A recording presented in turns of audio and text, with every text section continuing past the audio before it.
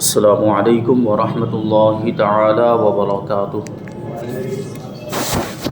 نحمده ونصلي ونسلم على رسوله الكريم اما بعد فاعوذ بالله من الشيطان الرجيم بسم الله الرحمن الرحيم ان الله وملائكته يصلون على النبي يا أيها الذين آمنوا صلوا عليه وسلموا تسليما اللهم صل على سيدنا ومولانا محمد معدن الجود والكرم وآله الكرام وابنه الكريم وبارك وسلم صلاة وسلاما عليك يا رسول الله صلى الله تعالى عليك وسلم۔ سورہ بقرہ آیت نمبر 123 کی تفسیر ہے۔ اللہ تبارک و تعالی ارشاد فرماتا ہے وَاتَّقُوا يَوْمًا لَا تَجْزِي نَفْسٌ عَن نَفْسٍ شَيْئًا وَلَا يُقْبَلُ مِنْهَا عَدْلٌ وَلَا تَنفَعُهَا شَفَاعَةٌ وَلَا هُمْ يُنصَرُونَ۔ اور اس دن سے ڈرو جب کوئی جان کسی دوسری جان کی طرف سے کوئی بدلہ نہ دے گی اور نہ اس سے کوئی معاوضہ لیا جائے گا اور نہ کافر کو سفارش نفع دے گی اور نہ ہی ان کی مدد کی جائے گی۔ یہاں بنیادی طور پر ان یہودیوں کا رد ہے جو کہتے تھے کہ ہمارے باپ دادا بڑے بزرگ تھے، وہ ہمیں شفاعت کر کے چھڑا لیں گے، یعنی ہماری سفارش ہو جائے گی، ہم جنت میں چلے جائیں گے۔ تو انہیں فرمایا جا رہا ہے کہ شفاعت کافر کے لیے نہیں ہے، شفاعت تو ایمان والوں کے لیے ہے۔ گویا یہاں کافر کا بیان ہے کہ کافر کی طرف سے کوئی بدلہ نہ بنے گا، نہ اس سے کوئی معاوضہ لے کر اسے چھوڑا جائے اور نہ کوئی اس کی شفاعت کرے گا۔ یعنی قیامت کے دن جب ان کے اعمال کی وجہ سے، کفر کی وجہ سے جب ان کی پکڑ ہوگی اور وہ یہ چاہیں گے کہ ہم سے کوئی معاوضہ لے لیا جائے، روپیہ پیسہ، دنیا کا مال و دولت، تو ایسا ہرگز نہیں ہو سکتا، کیونکہ یہ مال و دولت تو دنیا میں ایک دوسرے کو دینے کے کام آ سکتا ہے، لیکن آخرت میں وہاں پر یہ ساری چیزیں کوئی کام نہیں۔ اگرچہ وہ زمین کی جو چوڑائی یا گولائی ہے اس کے برابر بھی اگر وہ سونا اللہ کی بارگاہ میں پیش کریں گے پھر بھی ان کو نہیں چھوڑا جائے گا، کیونکہ وہ اب دار الجزا ہے۔ یہاں جو دنیا جو ہے یہ دار العمل ہے، یہاں پر عمل کرنا ہے، اچھا برا جو بھی عمل کریں گے اس کا بدلہ ہمیں آخرت میں ملے گا۔ تو وہاں یہ اس طرح کو کوئی معاوضہ لے کے چھوڑا نہیں جائے گا اور نہ کوئی ان کی شفاعت کرے گا۔ بالفرض اگر کوئی کرے بھی تو کافر کے حق میں شفاعت قبول نہیں کی جائے گی، یعنی کافروں کے لیے پہلی بات تو یہ ہے کہ کوئی بھی شفاعت اور سفارش کا معاملہ ہوگا ہی نہیں، اور اگر کوئی کرنا بھی چاہے اور کوئی کرے بھی تو اس کی شفاعت قبول نہیں کی جائے گی اور نہ کافروں کی مدد کی جائے گی، کسی طرح کی کوئی مدد نہیں ہوگی۔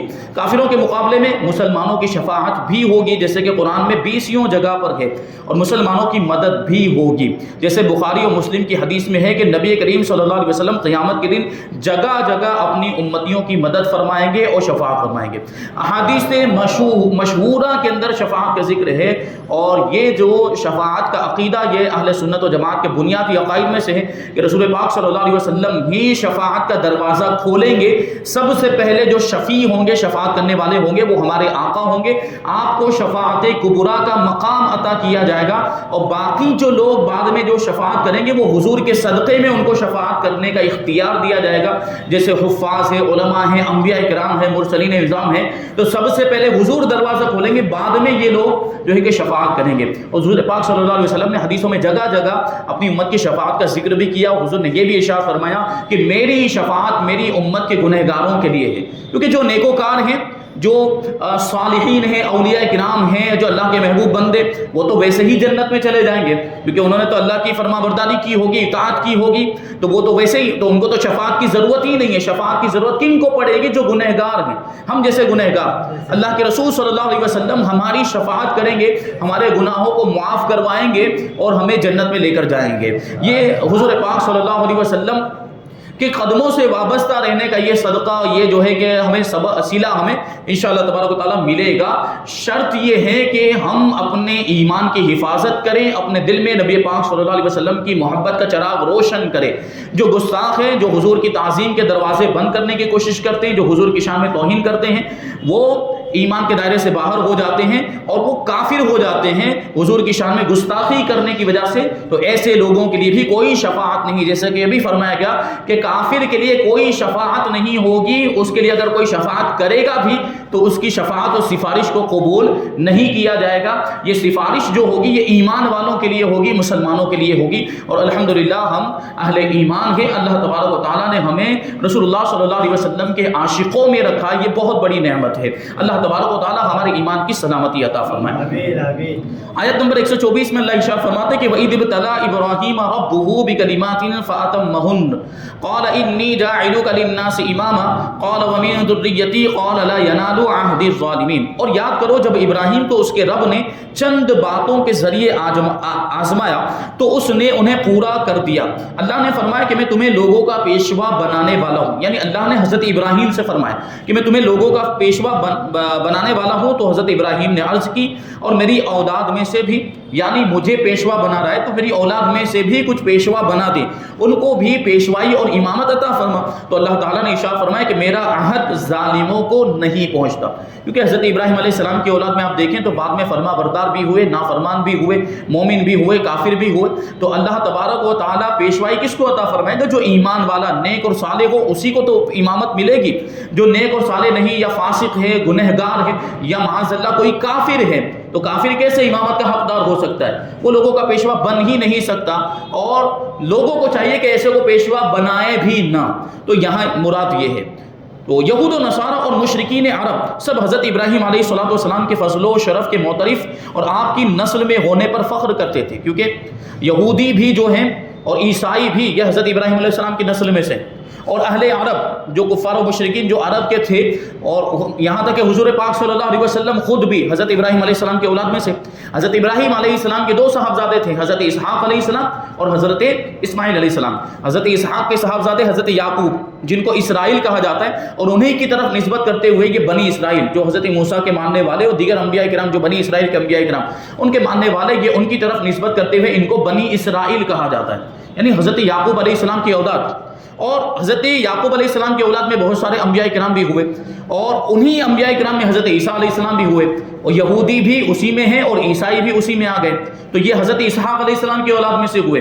اور اہل عرب جو ہیں اور عرب کے رہنے والے یہ حضرت اسماعیل علیہ السلام کی اولاد میں سے، کیونکہ حضرت ابراہیم علیہ السلام واقعہ آپ نے سنا ہوگا، اللہ نے حکم دیا تھا کہ اپنی سب سے پیاری چیز کو قربان کرو، تو قربانی کا بھی مسئلہ ہے۔ پھر وہ ہجرت کرنے کا حکم دیا تھا، یہ ہجرت کا واقعہ پہلے کا ہے، قربانی کا واقعہ بعد کا ہے۔ تو اللہ تعالیٰ نے حکم دیا تو حضرت ابراہیم علیہ السلام اپنی زوجہ محترمہ حضرت ہاجرہ رضی اللہ تعالیٰ عنہ اور حضرت اسماعیل جو اتنی دعاؤں کے بعد، اتنی آرزو و تمناؤں کے بعد پیدا ہوئے تھے، ان کو اللہ تبارک و تعالیٰ نے ایک یوں سمجھے کہ بالکل ویران بیابان میں جو ہے کہ چھوڑنے کا، صحرا میں چھوڑنے کا حکم دیا۔ تو حضرت ابراہیم علیہ السلام حضرت ہاجرہ کو حضرت اسماعیل علیہ السلام کو لے کر وہاں پر آئے تھے جہاں آج خانہ کعبہ بنا ہوا ہے، اور وہاں پر وہ ایک توشہ جو ہے کہ ایک ٹوکری میں جو کھجوریں تھی اور پانی کا ایک مشکیزہ دے کر وہ چلے گئے۔ پھر وہ پورا واقعہ اس طرح سے ہے۔ تو یہ حضرت اسماعیل علیہ السلام اس طرح یہاں عرب میں آ کر آباد ہوئے، پھر خانہ کعبہ کی تعمیر، وہ سب جو ہے کہ واقعات انشاءاللہ تبارک و تعالیٰ آگے آئیں گے۔ تو حضرت اسماعیل علیہ السلام کی نسل وہاں سے چلی، ان کے اولاد اولاد میں اولاد، تو یہ اہل عرب جو ہیں، عرب کے رہنے والے، یہ حضرت اسماعیل علیہ السلام کی اولاد میں سے، اور حضور پاک صلی اللہ علیہ وسلم بھی حضرت اسماعیل علیہ السلام کی اولاد میں سے۔ اور یہ سب یہود و نصارہ اور عرب کے جو مشرکین تھے، یہ سب حضرت ابراہیم علیہ السلام کے فضل و شرف اور آپ کے مرتبے کو مانتے تھے کہ اللہ تعالیٰ نے ان کو بڑا مرتبہ عطا فرمایا تھا، اور حضرت ابراہیم کی نسل میں ہونے پر وہ فخر کرتے تھے۔ اس آیت میں اللہ تعالیٰ نے حضرت ابراہیم علیہ السلام کے وہ حالات بیان فرمائے ہیں جن سے سب پر اسلام کا قبول کرنا لازم ہو جاتا ہے، یعنی جو بھی حضرت ابراہیم علیہ السلام کی اولاد میں ہونے کا دعویٰ کرتے اور ان کی نسل میں ہونے پر فخر کرتے ہیں، حضرت ابراہیم کی ان باتوں کو سن کر ان کو حضور پاک صلی اللہ علیہ وسلم پر ایمان لے آنا چاہیے۔ یہ باتیں یہاں پہ بیان کی گئی، کیونکہ جو چیزیں اللہ تعالیٰ نے آپ علیہ الصلوۃ والسلام پر واجب کی وہ اسلام کی خصوصیات میں سے ہیں۔ ابتلا آزمائش کو کہتے ہیں، وہی ابتلا میں جو ابتلا کا لفظ آیا، اللہ نے آزمایا ابراہیم کو۔ خدائی آزمائش یہ ہے کہ بندے پر کوئی پابندی لازم فرما کر دوسروں پر اس کے کھرے کھوٹے ہونے کا اظہار کر دیا جائے۔ حضرت ابراہیم علیہ السلام کی آزمائش میں بہت سے شرعی احکام بھی تھے، اور راہ خدا میں آپ کی ہجرت وہ جو میں نے ابھی بتایا، اور بیوی بچوں کا بیابان میں تنہا چھوڑ دینا، اور فرزند کی قربانی. حضرت اسماعیل علیہ السلام کو سب سے پیاری چیز کو قربان کرو، تو حضرت اسماعیل علیہ السلام کو قربان کرنے کے لیے تیار ہو گئے تھے، لیکن اللہ تبارک و تعالیٰ نے حضرت اسماعیل کی جگہ پر جنت سے ایک مینڈھا بھیج دیا تھا، اور حضرت اسماعیل کی گردن پر چھری چلنے کی جگہ پر اس مینڈھے کی گردن پر چلی اور وہ قربان ہو گیا تھا. اس طرح سے اللہ تبارک و تعالیٰ نے حضرت اسماعیل علیہ السلام کی جگہ پر فدیے کے طور پر وہ مینڈھا جو ہے کہ وہ اس طرح قربان ہوا اللہ تعالیٰ کی جانب سے. یہ اللہ کی حکمت تھی. تو یہ سب احکام شامل ہیں. حضرت ابراہیم علیہ السلام تمام امتحانوں میں اور تمام آزمائشوں میں پورے اترے، اور اللہ تعالیٰ نے آپ علیہ السلام کو لوگوں کا پیشوا بنا دیا، لوگوں کا امام بنایا. آپ علیہ السلام خلیل اللہ قرار پائے، اللہ کے خلیل قرار پائے. خلیل کا مطلب جو ہم اپنی زبان میں انسانوں کے درمیان جو جگری دوست ہوتا ہے اس کو خلیل کہا جاتا ہے. مطلب یہ ہے کہ اللہ تبارک و تعالیٰ نے حضرت ابراہیم علیہ السلام کو اپنا دوست بنا دیا. انبیاء اکرام علیہ السلام کے باپ ہوئے، یہ شرف اور فضیلت بھی ملی کہ حضرت ابراہیم علیہ السلام کے بعد بے شمار بہت سارے جو بنی اسرائیل کے جتنے بھی انبیاء اکرام وہ حضرت ابراہیم علیہ السلام کی اولاد میں سے ہوئے. کم و بیش جتنے بھی انبیاء اکرام ہوئے حضرت ابراہیم علیہ السلام کی اولاد میں ہوئے، بنی اسرائیل کے. بلکہ حضور پاک صلی اللہ علیہ وسلم بھی حضرت ابراہیم علیہ السلام کی اولاد میں ہوئے. تو ابو الانبیاء کہا جاتا ہے اسی وجہ سے حضرت ابراہیم علیہ السلام کو. ابو الانبیاء کا مطلب یہ ہوتا ہے انبیاء کے والد، کیونکہ آپ کی اولاد میں بہت سارے انبیاء کرام ہوئے، اس وجہ سے آپ کو ابو الانبیاء اور یہ شرف آپ کو حاصل ہوا. یہ فضیلت، انبیاء کا باپ ہونا یہ بہت بڑی فضیلت کی بات ہے. وہ خود بھی نبی تھے اور نبیوں کے والد بھی تھے. تمام دینوں میں آپ علیہ السلام کا تذکرہ ہوا اور سب کے نزدیک محبوب اور پسندیدہ ہو گئے. سب حضرت ابراہیم علیہ السلام کو مانتے ہیں. بلکہ ابھی تو یہ ایک سلسلہ چلا ہے، ابھی جو خفیہ طور پر یہ بات چل رہی ہے کہ ایک دین اور مذہب ایجاد کیا جا رہا ہے. یہ بات آپ کے ذہن میں رہنی چاہیے کہ ایک دین اور مذہب بنایا جا رہا ہے جس کو ابراہمیہ کہا جا رہا ہے. جس کو کیا کہا جا رہا ہے؟ ابراہمیہ.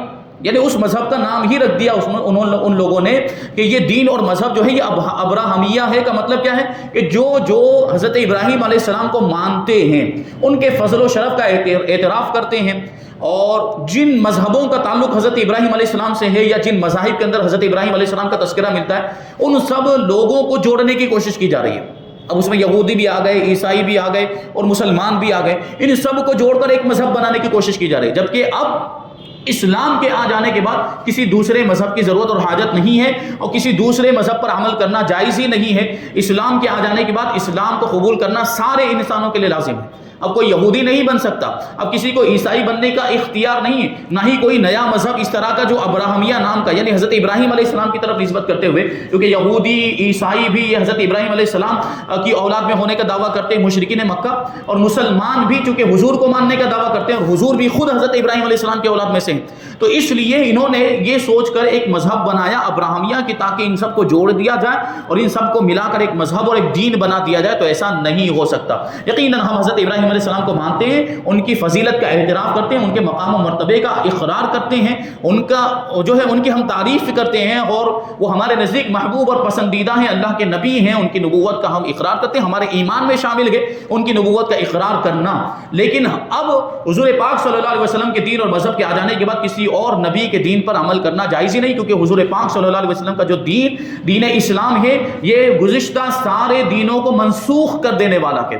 یعنی حضور کے دین اسلام کے آ جانے کے بعد سارے ادیان اب ختم ہو گئے، یعنی ان پر عمل کرنا اب جائز نہیں ہے. تو اس طرح کی سازشیں بھی ہو رہی ہے. دیکھیں بظاہر تو بہت اچھا لگے گا وہ حضرت ابراہیم علیہ السلام کی طرف نسبت کرتے ہوئے حالانکہ یہ نیا مذہب بنایا جا رہا ہے جو اسلام کے خلاف ہے. تو اس پر ظاہر سی بات ہے جو بھی نیا مذہب یا دین ہوگا اور اسلام کے خلاف ہوگا اس پر عمل کرنا جائز ہی نہیں ہے. اور اس طرح اگر کوئی کرے گا تو وہ اسلام کے دائرے سے باہر ہو جائے گا. تو اس سے معلوم ہوا کہ شرعی احکام اور تکالیف اللہ تعالیٰ کی طرف سے آزمائش ہوتی ہیں، کیونکہ شریعت کے احکام میں عمل کرنے میں تھوڑی بہت تو تکلیف کا سامنا کرنا ہی پڑتا ہے، اور وہ جو تکلیف ہم اٹھاتے ہیں یہ اللہ تبارک و تعالیٰ کی طرف سے آزمائش ہوتی ہے. اسی وجہ سے تو اللہ تبارک و تعالیٰ ہمیں عبادتوں کے کرنے پر، نیک کام کے کرنے پر ہمیں ثواب بھی عطا فرماتا ہے اور جنت کی بشارت عطا فرماتا ہے. یہ نیک عمل کر، جتنے بھی نیک کام، لیکن نماز کے اندر بھی مشقتوں کا سامنا ہے کہ نہیں؟ نماز کے لیے ہمیں وقت نکالنا پڑتا ہے، کاروبار وغیرہ سب کو چھوڑنا پڑتا ہے، گھر والوں کو چھوڑ کر مسجد میں آنا پڑتا ہے، یہ ساری چیزیں ہوتی ہے. پھر یہاں پر آنے کے بعد بھی وہ سجدہ رکوع وغیرہ کرنا پڑتا ہے، اور بہت ساری چیزیں ہوتی ہیں نماز کے لیے. اور اسی طرح روزہ ہے تو روزے کے اندر بھی مشقت ہے کہ اس میں بھوکا رہنا پڑتا ہے، کوئی کھا پی نہیں سکتے، اپنی بیوی کے ساتھ جمع نہیں کر سکتے. یہ ساری چیزیں جو ہے، دیکھیے ہر عبادت کے اندر کچھ نہ کچھ مشقت. حج کو دیکھ لیں، حج بھی ایک عبادت ہے تو اس میں کتنی مشقت ہے، وہ ارکان اس کے ادا کرنے پڑتے ہیں، طواف کرنا پڑتا ہے، سعی کرنی پڑتی ہے، میدان عرفات وغیرہ جو بھی ہے. تو ساری جو عبادتیں اور شریعت کے جو احکام، اس میں کچھ نہ کچھ تکلیف ہے، اور اس تکلیف کے برداشت کرنے پر ہی تو ہمیں ثواب ملتا ہے. یہ اللہ تبارک و تعالیٰ کی طرف سے آزمائش ہوتی ہے، اور جو ان آزمائشوں میں پورا اترتا ہے وہ دنیا اور آخرت کے انعامات کا مستحق اور حقدار قرار پاتا ہے. یعنی جو شریعت کے احکام پر عمل کرتا ہے تو اللہ تبارک و تعالیٰ اس کو دنیا میں بھی اس کا بدلہ عطا فرماتا ہے، اور آخرت میں بھی اس کا ثواب ملتا ہے اسے. یہاں امامت جو حضرت ابراہیم علیہ السلام کے بارے میں فرمایا گیا کہ میں تمہیں لوگوں کا امام یعنی پیشوا بنانے والا ہوں، لوگوں کا پیشوا. تو یہاں امامت سے مراد نبوت نہیں ہے، کیونکہ نبوت تو حضرت ابراہیم علیہ السلام کو پہلے ہی سے مل چکی تھی، آپ نبی تو پہلے ہی سے تھے. تو اب یہاں امام بنانے سے مراد کیا ہے؟ تو نبوت تو پہلے مل چکی تھی، تب ہی تو آپ کا امتحان لیا گیا. دیکھیں جیسا جس کا مرتبہ ہوتا ہے اس کا امتحان اور آزمائش بھی ویسی ہی ہوا کرتی. اگر چھوٹا مرتبہ ہے تو آزمائش مختصر والی ہوگی، اس میں اتنی زیادہ تکلیف نہیں ہوگی. بڑا مرتبہ ہے تو مرتبے کے اعتبار سے آزمائش بھی بڑی ہوگی. تو حضرت ابراہیم علیہ السلام اللہ کے نبی ابو الانبیاء ہیں، تو ان کی آزمائش بھی اسی اعتبار سے ہوئی، آپ کا امتحان لیا گیا. تو یہاں امامت سے مراد دینی پیشوائی ہے، یعنی آپ کو دین کا پیشوا اور دین کا امام بنایا گیا. جیسا کہ جلالین میں اس کی تفسیر قدوۃ فی الدین آیا، یعنی دین میں پیشوائی سے آپ کو نوازا گیا، آپ کو دین کا پیشوا بنایا گیا. پھر حضرت ابراہیم علیہ السلام نے جب اللہ تبارک و تعالیٰ نے یہ ارشاد فرمایا کہ میں تمہیں لوگوں کا پیشوا بنانے والا ہوں، تو حضرت ابراہیم علیہ السلام نے کیا عرض کیا تھا کہ میری اولاد میں سے بھی پیشوا بنا دیں.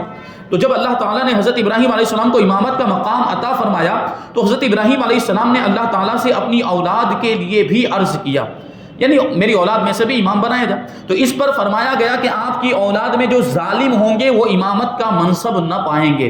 کافر ہوئے تو دینی پیشوائی نہ ملے گی، اور فاسق یعنی گنہگار ہوئے تو نبوت نہ ملے گی، کیونکہ جو گنہگار ہے وہ ہرگز نبی نہیں ہو سکتا، اور جو نبی ہوگا وہ کبھی گناہ نہیں کر سکتا. اور قابل ہوئے تو اللہ تعالیٰ اپنے کرم سے جسے جو چاہے گا عطا فرمائے گا. اس سے معلوم ہوا کہ کافر مسلمانوں کا پیشوا نہیں ہو سکتا، اور مسلمانوں کو اس کی اتباع یعنی اس کی پیروی جائز ہی نہیں ہے. یہ بھی معلوم ہوا کہ اپنی اولاد کے لیے دعائے خیر کرنا یہ انبیاء کرام کی سنت ہے. دیکھیے ایک مرتبہ اللہ تبارک و تعالیٰ نے آپ کو عطا فرمایا حضرت ابراہیم علیہ السلام کو، تو حضرت ابراہیم علیہ السلام نے اپنی اولاد کے لیے بھی دعا کی. اور یقیناً اولاد سے محبت ہونا ایک فطری چیز ہے، تو اچھی دعائیں کرنی چاہیے، اولاد کے لیے کامیابی کی دعا کرنی چاہیے، نیکیوں کی دعا کرنی چاہیے کہ ان کی عمر اللہ تبارک و تعالیٰ کی فرما برداری میں گزرے، وہ گناہوں سے بچیں، وہ نیکیاں کرنے والے بن جائیں، نمازی بن جائیں، پابند شریعت بن جائیں. ایسی دعائیں کرنی چاہیے. اور دنیا کے معاملات کی دعائیں تو جو کہ دنیا کے اعتبار سے مال و دولت مل جائے، کامیابی مل جائے، اچھی بیوی مل جائے، یہ ساری دعائیں کر سکتے ہیں، لیکن پہلے کون سی دعا کرنی چاہیے؟ شریعت پر عمل کرنے کی دعا کرنی چاہیے، ایمان کی سلامتی کی دعا کرنی چاہیے، حضور پاک صلی اللہ علیہ وسلم کے عاشق بن جائیں، محبت کرنے والے بن جائیں. ایسی دعائیں پہلے کرنی چاہیے اپنی اولاد کے لیے، پھر دوسری دعائیں آپ کر سکتے ہیں. تو یہ بھی معلوم ہوا کہ اللہ تعالیٰ کوئی نعمت عطا فرمائے تو اولاد کے لیے بھی اس کی خواہش کرنی چاہیے. آگے اللہ تبارک و تعالیٰ ارشاد فرماتا ہے کہ وَإِذْ جَعَلْنَا الْبَيْتَ مَثَابَةً لِلنَّاسِ وَأَمْنًا وَاتَّخِذُوا مِن مَّقَامِ إِبْرَاهِيمَ مُصَلًّى وَعَهِدْنَا إِلَىٰ إِبْرَاهِيمَ وَإِسْمَاعِيلَ أَن طَهِّرَا بَيْتِيَ لِلطَّائِفِينَ وَالْعَاكِفِينَ وَالرُّكَعِ السُّجُودِ. اور یاد کرو جب ہم نے اس گھر کو لوگوں کے لیے مرجع یعنی لوٹنے کی جگہ، بار بار آنے کی جگہ.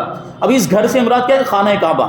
یاد کرو جب ہم نے اس گھر کو یعنی خانہ کعبہ کو لوگوں کے لیے مرجع یعنی بار بار آنے کی، لوٹ کر پلٹ کر آنے کی جگہ اور امان بنایا. اور اے مسلمانوں تم ابراہیم کے کھڑے ہونے کی جگہ کو نماز کا مقام بنا لو. حضرت ابراہیم علیہ السلام کی کھڑے ہونے کی جگہ کون سی؟ مقام ابراہیم، جو سنہری رنگ کا پنجرے کی شکل میں جو بنا ہوا ہے، جہاں پر وہ پتھر رکھا ہوا ہے جس پتھر پر حضرت ابراہیم علیہ السلام خانہ کعبہ کی تعمیر کے وقت کھڑے ہوئے تھے. اور اس پتھر کے بارے میں پہلے بتا چکا ہوں کہ حضرت ابراہیم علیہ السلام پہلے جو ہے خانہ کعبہ کی تعمیر جب کر رہے تھے تو اپنا قد جہاں تک ہاتھ پہنچ سکتا تھا وہاں تک حضرت ابراہیم علیہ السلام نے زمین پر کھڑے لے کر تعمیر کی. لیکن اب ہاتھ پہنچنا مشکل ہو گیا اور وہاں کوئی سیڑھی وغیرہ بھی نہیں تھی، تو اللہ تبارک و تعالیٰ نے جنت سے یہ پتھر بھیجا تھا جس کو یہ مقام ابراہیم پر رکھا ہوا ہے، اور اس پتھر پر حضرت ابراہیم علیہ السلام کھڑے ہو گئے۔ پھر اس پتھر کا معاملہ یہ تھا کہ جیسے جیسے خانہ کعبہ کی دیوار بلند ہوتی جاتی تھی، یہ پتھر بھی اوپر ہوتا جاتا تھا حضرت ابراہیم علیہ السلام کو ساتھ لے کر۔ تو یہ پتھر، یہ ایسا عظیم و شان پتھر ہے۔ تو اس پتھر یعنی وہ جگہ جہاں پر رکھی اس کو نماز کی جگہ بنانے کا حکم دیا، کیا مطلب ہوا کہ وہاں پر نماز پڑھی جائے۔ تو آپ دیکھتے ہیں کہ وہاں پر طواف کرنے کے بعد وہ مقام ابراہیم کے پیچھے آنے کے بعد وہاں پہ 2 رکعت نماز پڑھنے کا حکم ہے، اور ویسے بھی وہاں پر نماز پڑھے، طواف کی نماز بھی اس میں شامل ہے، دوسری کوئی نماز بھی ہے وہ شامل ہے۔ یہ کتنا متبرک مقام ہے، اور اس کی تعظیم کرنے کا حکم گویا کہ قرآن مجید کے اندر خود دیا جا رہا ہے۔ اب سوچیے آپ کہ اس جگہ کو نماز کی جگہ بنانے کا، یعنی وہاں پر نماز پڑھنے کا حکم دیا جا رہا ہے، یہ اس کی تعظیم نہیں ہے تو اور کیا ہے بتائیے؟ یقیناً یہ اس کی تعظیم ہے۔ اب سوچیں کہ یہ پتھر جس کو حضرت ابراہیم علیہ السلام سے نسبت ہو گئی، تو اللہ تبارک و تعالیٰ نے اس کو قابل تعظیم بنا دیا، عظمت والا، عزت والا بنا دیا۔ تو کیا پتہ چلا کہ جن چیزوں کو نبیوں سے نسبت ہو جاتی ہیں وہ قابل تعظیم ہو جاتی ہے۔ تو انبیاء کرام سے نسبت رکھنے والی چیزیں، اسی طرح حضور پاک صلی اللہ علیہ وسلم کے جو تبرکات، حضور کا امامہ شریف، حضور کے بال مبارک، حضور کا کرتا مبارک اور حضور کی نالین مبارک، یہ ساری چیزیں قابل تعظیم ہیں کیونکہ ان کو نسبت ہو گئی کس سے؟ اللہ کے نبی سے۔ اور یہ تو کیسے نبی سے نسبت ہوئی؟ جو تو نبیوں کے بھی سردار ہیں، رسولوں کے بھی سردار ہیں، تو ان سے نسبت رکھنے والی چیزیں جو ہے وہ کتنی قابل تعظیم ہوگی۔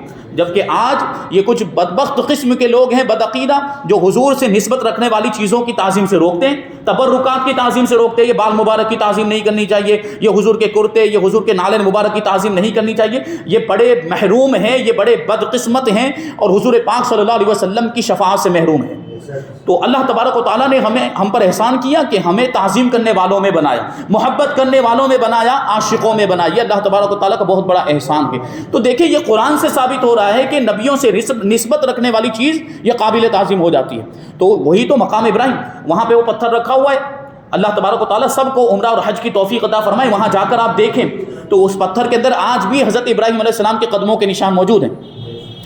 اور وہاں پہ کچھ متوے کھڑے ہوتے ہیں اور وہ یہ کہہ رہے ہوتے ہیں کہ یہ ایک عام سا پتھر ہے، یہ کوئی تعظیم کے لائق نہیں ہے، اس میں کوئی برکت نہیں ہے۔ وہ متوے وہاں پر کہہ رہے ہوتے ہیں، حالانکہ اللہ تبارک و تعالیٰ نے خود اس کو قابل تعظیم بنایا، اس کے کہنے سے کوئی فرق نہیں پڑنے والا۔ اللہ تبارک و تعالیٰ نے اس پتھر کو خود برکت والا بنایا ہے، تو اس کے یہ کہنے کی وجہ سے کہ اس میں کوئی برکت نہیں، اس کی برکت ختم ہونے والی نہیں ہے، وہ تو قابل تعظیم رہے گا۔ اور جو اہل ایمان خوش عقیدہ مسلمان ہیں وہ تو اس کی تعظیم کریں گے، کیونکہ ہمیں تو ہمارے رب نے حکم دیا ہے۔ تو اس کو جو ہے کہ اللہ تبارک و تعالیٰ ارشاد فرماتے ہیں کہ حضرت ابراہیم علیہ السلام کے کھڑے ہونے کی جگہ کو نماز کا مقام بناؤ، اور ہم نے ابراہیم اور اسماعیل کو تاکید فرمائی کہ میرا گھر طواف کرنے والوں اور اعتکاف کرنے والوں اور رکوع و سجود کرنے والوں کے لیے خوب پاک و صاف رکھو۔ یہ آیت کریمہ کا ترجمہ ہوا۔ انشاءاللہ تبارک و تعالیٰ اس کی تفسیر آئندہ ہفتے ہم سماعت کریں گے۔ اللہ تبارک و تعالیٰ کی بارگاہ میں دعا ہے کہ جو کچھ بھی بیان ہوا اس پر ہم سب کو عمل کرنے کی توفیق عطا فرمائے۔ حضور پاک صلی اللہ علیہ وسلم سے اور انبیاء کرام کی ذوات سے نسبت رکھنے والی چیزوں کی تعظیم کرنے کی ہم سب کو توفیق عطا فرمائے۔ نبی پاک صلی اللہ علیہ وسلم سے سچی پکی محبت کرنے کی توفیق عطا فرمائے۔ وما علینا الا البلاغ۔